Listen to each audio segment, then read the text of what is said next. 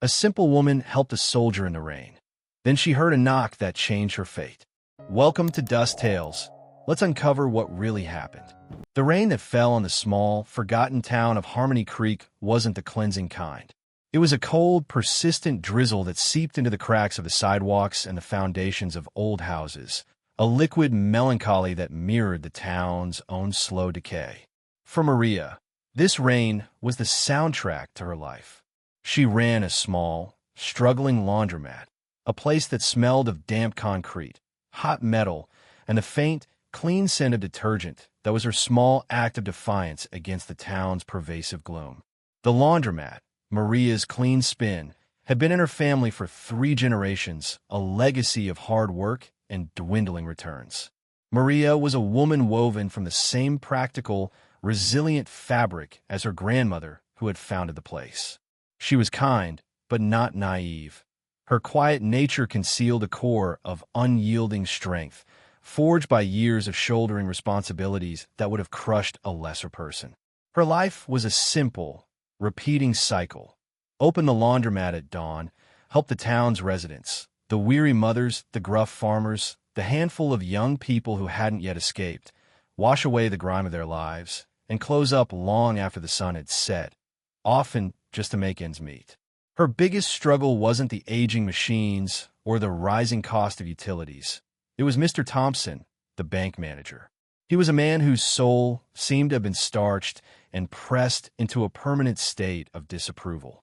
He saw Maria not as a hardworking member of the community, but as a risky loan, a number on a spreadsheet that was stubbornly in the red. The final balloon payment on the business loan her father had taken out years ago was looming, a dark cloud on an already gray horizon, and Mr. Thompson never missed an opportunity to remind her of it. On this particular rain-soaked afternoon, the laundromat was empty save for the rhythmic slosh and tumble of the machines. Maria was meticulously folding a customer's laundry, her hands moving with a practiced, comforting grace when the front door creaked open, letting in a gust of cold, wet air. A young man stood on the threshold, dripping onto her freshly mopped floor. He was a soldier. It was obvious from a uniform he wore, a standard-issue Army combat uniform, now soaked through and darkened to the color of the stormy sky. He was young, no older than 20, with a face that was still caught somewhere between the softness of boyhood and the hard lines of a man who had seen too much. He looked exhausted, his shoulders slumped under the weight of his heavy rucksack and the rain. But it was his eyes that held Maria's attention. They were wide and haunted, filled with a disorientation that went deeper than just being lost in a strange town. He stood there, rain pooling at his feet, looking around the small laundromat as if he had just landed on another planet. He didn't speak. He just clutched the straps of his rucksack, his knuckles white, a silent, solitary figure against the backdrop of the relentless, weeping rain. Mr. Thompson, who had been passing by on his way back to the bank after lunch, chose that exact moment to poke his head in the door, a small, vindictive pleasure he seemed to take in catching Maria during a slow period. His eyes, small and predatory, swept over the empty laundromat and landed on the dripping soldier. A sneer tugged at the corner of his thin lips. "Having a slow day, Maria," he said, his voice dripping with condescension. "I'm not surprised. Perhaps if you spent less time daydreaming and more time chasing payments, you wouldn't be in your current predicament." His gaze then shifted to the young soldier, dismissing him with a look of pure disdain. "And now you're letting strays wander in. This is a place of business, not a bus station shelter. He's probably just looking for a handout." The soldier flinched at the word stray, a flicker of pain crossing his young face. He still didn't speak, but he seemed to shrink into himself, his shoulders hunching even further. A fierce, protective instinct flared up in Maria. She had seen that look of casual cruelty on Thompson's face too many times, usually directed at her. To see it turned on this exhausted young man ignited a spark of defiance in her.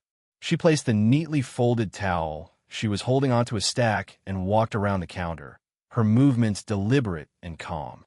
She ignored Thompson completely, her focus entirely on the soldier. "You look like you could use a warm place to get out of this rain," she said, her voice soft and welcoming, a stark contrast to Thompson's venomous tone. The soldier looked at her, and for the first time, a glimmer of awareness appeared in his haunted eyes. He seemed surprised by her kindness, as if it were a language he had forgotten. He gave a small, almost imperceptible nod. Come in, she said, gesturing to a small, worn plastic chair she kept by the front window. Sit down. Let me get you a cup of coffee. Thompson let out an exasperated sigh. Maria, I'm warning you. You can't afford to be giving away free coffee. Every penny counts. Remember the loan? The bank isn't a charity, and neither are you. Maria turned to face him, her quiet nature falling away to reveal the steel beneath. Mr. Thompson, she said, her voice low but steady. This young man is wearing the uniform of our country. He is soaking wet, and he looks like he's a long way from home. Offering him a cup of coffee isn't a business transaction.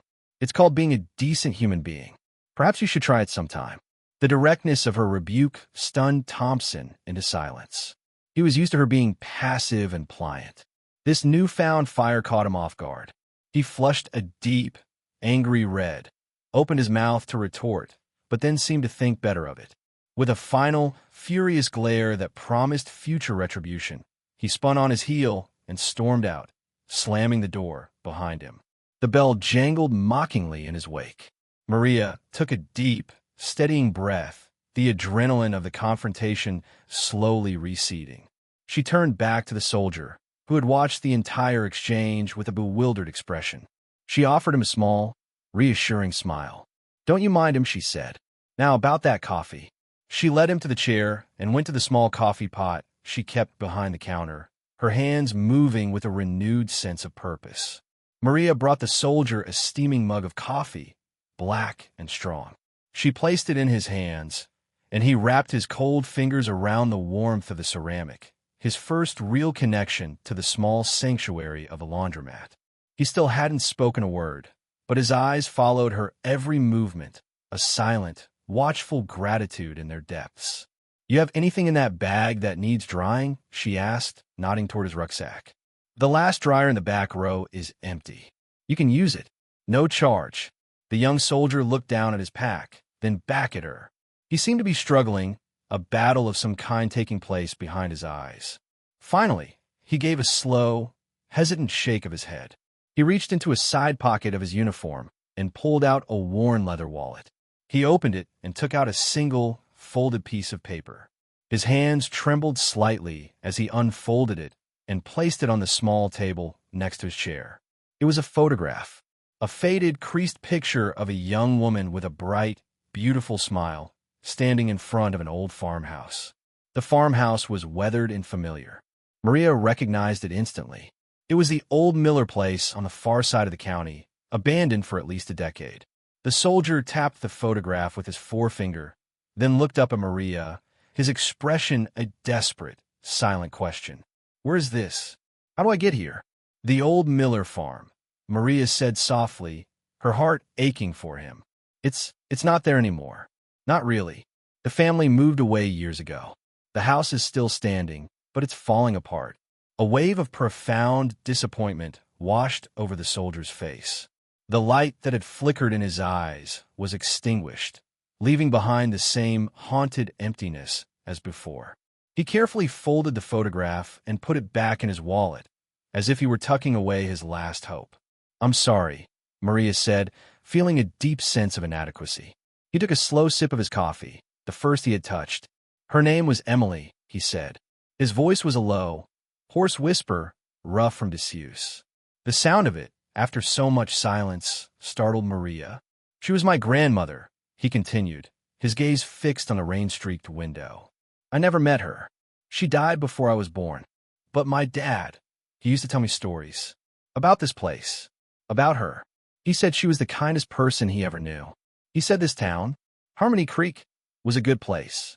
He fell silent again, the weight of his family history and his own private sorrow filling the small space between them. Maria's own problems, the loan, Mr. Thompson, the struggling business, seemed to shrink in the face of his quiet grief. Here was a young man, a soldier, who had traveled from God knows where, chasing the ghost of a grandmother he never knew, searching for a kindness he had only ever heard about in stories. And the first person he had encountered was Mr. Thompson, the very antithesis of that kindness.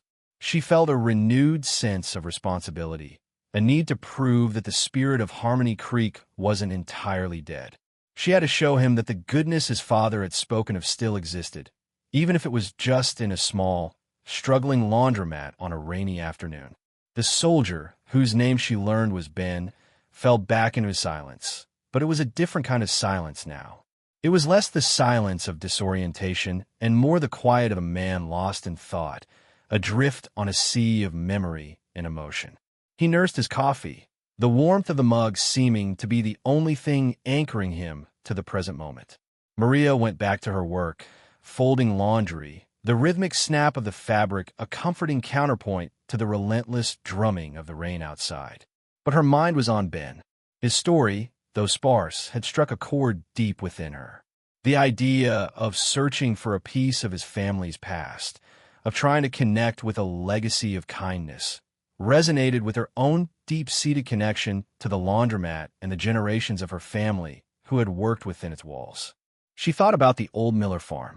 She remembered Emily Miller vaguely from her own childhood. She had been a kind, gentle woman with a ready smile and a garden that was the envy of the county. The stories were true.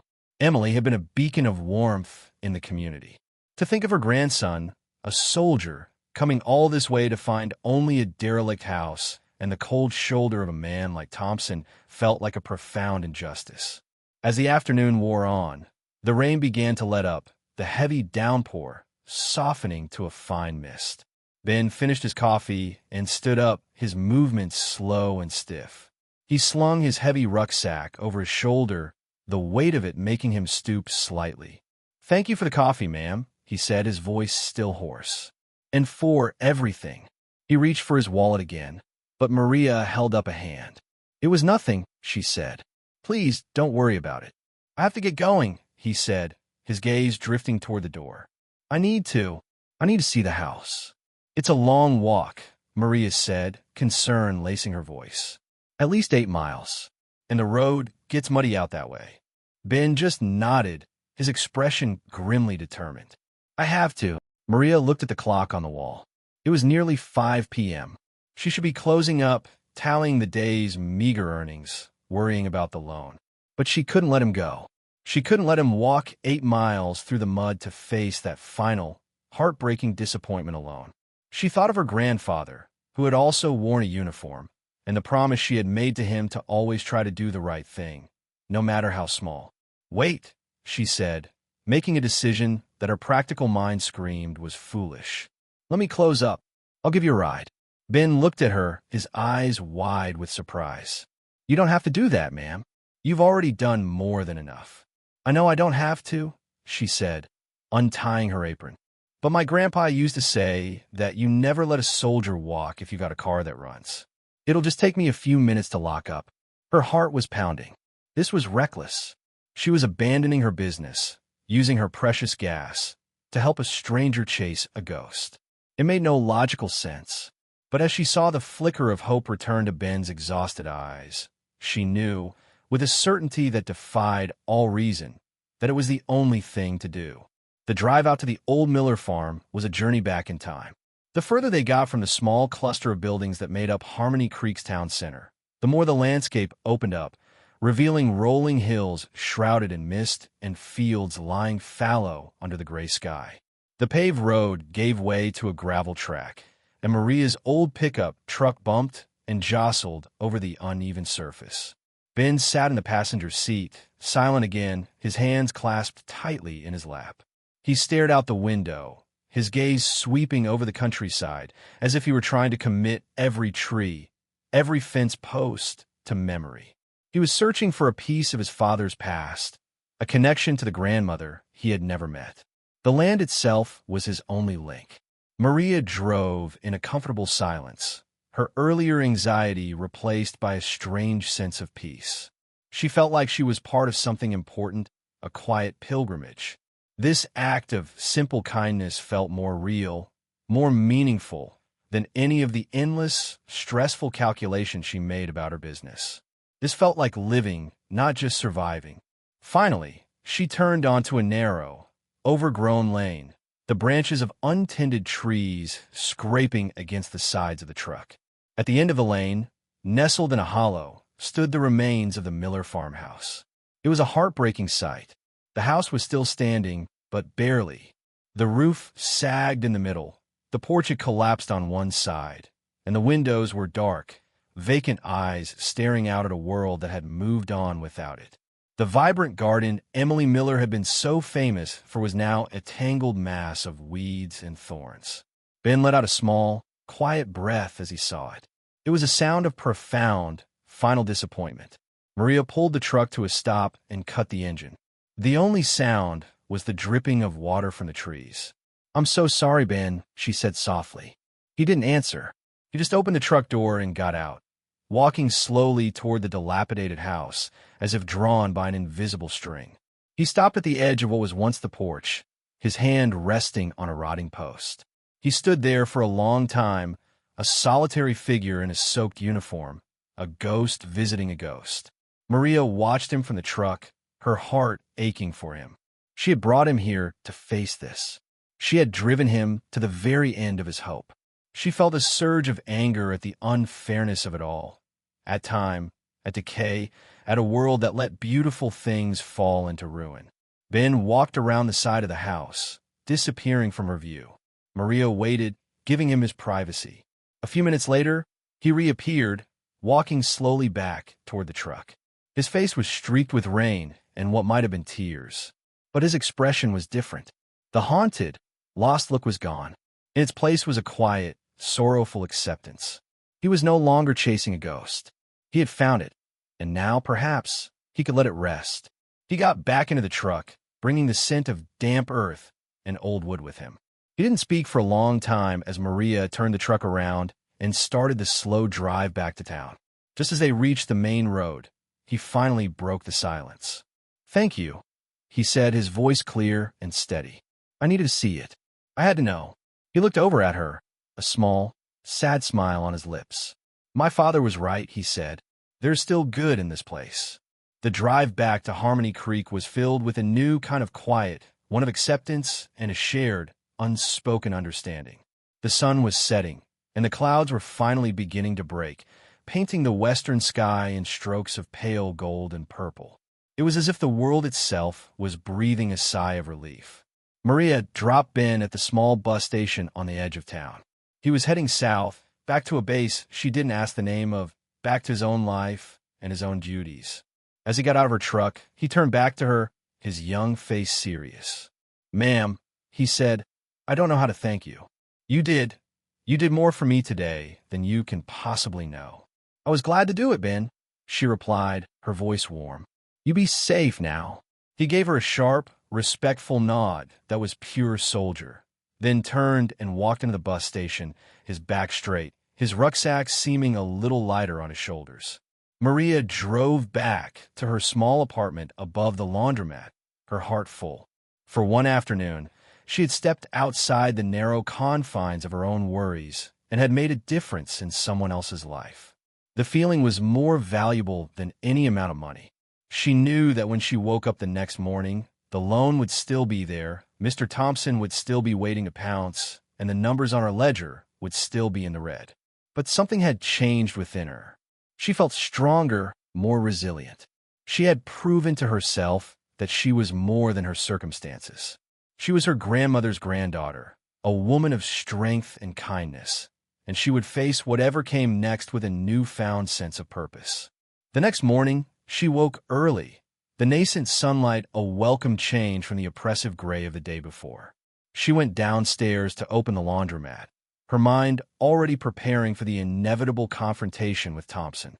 As she unlocked the front door, she saw a small, white envelope that had been slipped underneath it. Her heart sank.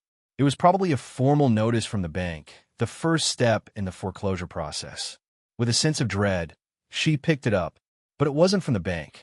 The envelope was thick and made of heavy, expensive cardstock. It was addressed simply to the owner, Maria's Clean Spin. There was no stamp, no postmark. It had been delivered by hand. Her fingers trembled slightly as she opened it. Inside was a single, folded sheet of crisp, official-looking letterhead. At the top was an embossed seal she didn't recognize. She began to read, her eyes scanning the typed words. "Dear Madam," it began, "on behalf of the United States Army and the family of the late Master Sergeant Michael Rafferty, we wish to express our profound gratitude for the kindness and assistance you rendered to his son, Specialist Benjamin Rafferty, yesterday. Your actions went above and beyond the call of common decency and reflect the highest values of this nation." Maria's hand flew to her mouth, a gasp escaping her lips. It was from the Army. How did they even know? The letter continued, and the words that followed made her legs feel weak. She had to sit down on the small plastic chair by the window, the same one Ben had sat in just the day before. The world around her seemed to tilt on its axis. The letter was from a name she didn't recognize, a brigadier general from a nearby Army base. It explained that Specialist Rafferty had been on compassionate leave, traveling to see his father's hometown before his own deployment. It spoke of his father, Master Sergeant Michael Rafferty, Ben's father, who had recently passed away after a long illness. The story Ben had told her about his father telling him stories was true, but the timeline was more immediate, more tragic. Ben was not just chasing a ghost of his grandmother. He was honoring the fresh grief for his father, a man who had loved Harmony Creek. The letter described her actions, as recounted by Ben, with a level of detail that was astonishing. The coffee, the dryer, the patient listening, the drive to the dilapidated farm. It was all there, recorded in official, formal language that somehow made her simple acts of kindness seem monumental. Then she reached the final paragraph, the part that made her vision swim and her heart pound in her chest. "Master Sergeant Rafferty's final will and testament," she read, her voice a whispered breath, contained a specific provision. He was a man of humble means, but he had saved diligently his entire life. He bequeathed a significant portion of his life savings to be used for the preservation of the kindness of Harmony Creek, a fund to be awarded to an individual or business that exemplified the spirit of community and compassion that he so cherished from his youth. A spirit he feared was fading from the world. Maria's eyes scanned down the page, her mind struggling to process the implications. After hearing his son's account, and upon a swift review by the estate's executor, it is our unanimous and profound honor to inform you that the Harmony Creek Legacy Fund, in the amount of $150,000, is being awarded to you and your business, Maria's Clean Spin. The paper trembled in her hands. $150,000. The number was so large, so impossible, that it didn't seem real. It was a lifeline. It was a miracle.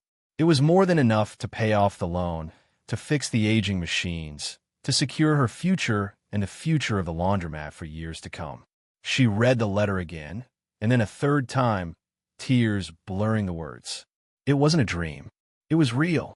Just as she was trying to absorb the sheer, life-altering magnitude of the news, the bell above the door jangled. Mr. Thompson stood there, his face a mask of smug triumph. In his hand, he held a sheaf of official-looking papers. "Good morning, Maria," he said, his voice slick with false sympathy. "I'm afraid I have some bad news. The board reviewed your account this morning. Given your delinquency and my report on your questionable business practices, they've decided to call on the loan. I have the foreclosure notice right here. The bank will be taking possession of the property in 30 days. He held the papers out to her, a cruel, triumphant glint in his eyes. He had won. He had finally crushed her. He was savoring the moment. Maria looked at the foreclosure notice in his hand, then at the letter she held in hers. She took a slow, deep breath, and a smile, a real, genuine, powerful smile, spread across her face. Mr. Thompson was taken aback by Maria's smile. He had expected tears, pleading, despair. He had come to witness a surrender, but instead he was met with a look of serene, unshakable confidence that completely unnerved him. "Is something funny, Maria?" he asked, his own smugness beginning to waver. "I can assure you, foreclosure is no laughing matter." Maria slowly stood up from the chair, the letter from the Army held firmly in her hand. She felt a strength she had never known, a clarity that was exhilarating. She was no longer a victim of her circumstances. She was the agent of her own destiny, a destiny that had been rewritten by a simple act of kindness. "No, Mr. Thompson," she said, her voice calm and clear. "It's not funny. It's wonderful." She walked toward him, not stopping until she was standing directly in front of him, forcing him to take a small step back. "You see, I won't be needing your 30 days, she said. She took the foreclosure notice from his stunned hand and, without even looking at it, ripped it cleanly in two. The sound of the tearing paper was a sharp, satisfying crack in the quiet laundromat. Thompson stared at the two halves of the notice, then at her, his mouth agape. "Have you lost your mind?" he sputtered. "That's a legal document. It's a piece of paper that no longer has any power over me," Maria said. She then held up the letter she was holding. "This, on the other hand, is a letter from a brigadier general of the United States Army. It informs me that I have been awarded something called the Harmony Creek Legacy Fund. It's an inheritance of sorts from a good man who remembered what this town is supposed to be about. A man whose son you called a stray yesterday." Thompson's face went from confused to pale with dawning horror as he began to understand the implications. "The fund," Maria continued, savoring every word, "is for $150,000. So, I will be coming down to your bank this afternoon, not to beg for an extension, but to pay off the entire loan, in full, in cash. And then, I'll be closing my account and moving my business to a financial institution that understands the meaning of words like community and respect." The color drained completely from Thompson's face. He had overplayed his hand so spectacularly, so publicly, that his own career was now likely in jeopardy. Losing a major business account after harassing the recipient of a military-backed community award was not something his superiors would overlook. He had been so focused on his petty tyranny that he had missed the bigger picture entirely. He had underestimated Maria, and in doing so, he had engineered his own downfall. Just then, a large, official-looking black car pulled up in front of the laundromat. A man in a sharp suit got out, holding a briefcase. He entered the laundromat and looked around, his eyes landing on Maria. "Maria Sanchez?" he asked, his voice professional and kind. "I'm David Chun, the executor of the Rafferty estate. I believe you received our letter."